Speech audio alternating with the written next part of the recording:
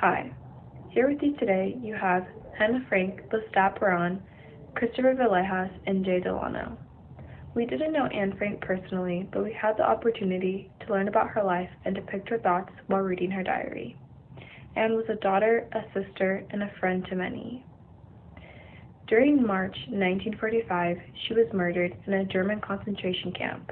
A huge emptiness was left in the hearts of the people who loved her. Anne and many people who hadn't had the chance to meet her would miss the chance to be impressed by herself. Before the 1940s, times were good. Anne lived a happy, carefree life with her sister Margot and her parents Otto and Edith Frank. Like any other family, the Franks had their quarrels, but Anne and her mother Edith had a particular feud. Anne would describe her mother as cold and uncaring, but carried an expansive love for her father. And while her sister was pretty quiet and obedient, Anne couldn't help but feel jealous of Margot's relationship with their parents. Unfortunately, after the 1940s, the family's simple life changed. Nazi Germans occupied Anne's home in the Netherlands. Jewish people could no longer do day-to-day things because of several anti-Jew decrees.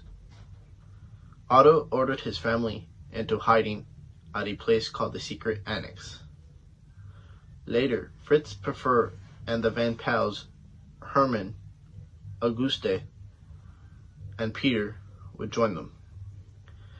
In the Secret Annex, things like food, electricity, security, were luxurious. Without the help of Miep Gies, Victor Kalger, Johannes Kleeman, and Bep Vosgaji, life as it was for the Franks, Van Pel, and Dr. Pfeffer would have not been so comfortable. The Diary of Anne Frank still resides as one of the few pieces to account for the life of Jews during World War II, and documented a time of worst racial killing and its harshest circumstances. Through her commentary, she created a voice that has been heard for several decades. Anne's legacy continues through generations because of her connection to both an adolescent and oppressed audience. Her story speculates the perseverance of Jewish people and their will to live.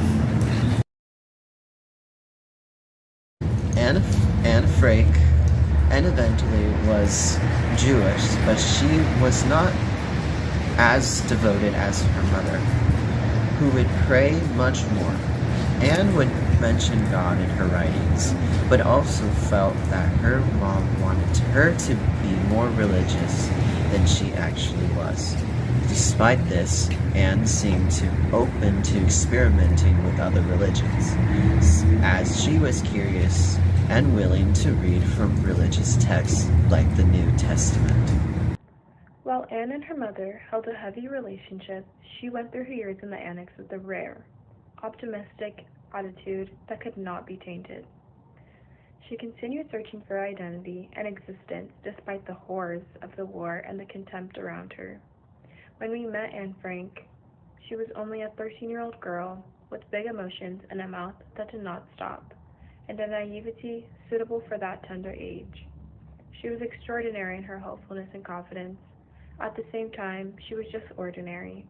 This makes her all the more relatable and her demise devastating. We see Anne develop into an impressionable and angsty teenager, but we also see her grow into a mature young adult who's learned great control and a deep understanding of the things around her. She became passionate in politics and human nature, and while she knew of the things outside of her seclusion, she believed in the good of everyone. Often her words suggested a wisdom past her years, and by her final entry, we witnessed a person who could barely recognize herself. You got it. Yeah, that's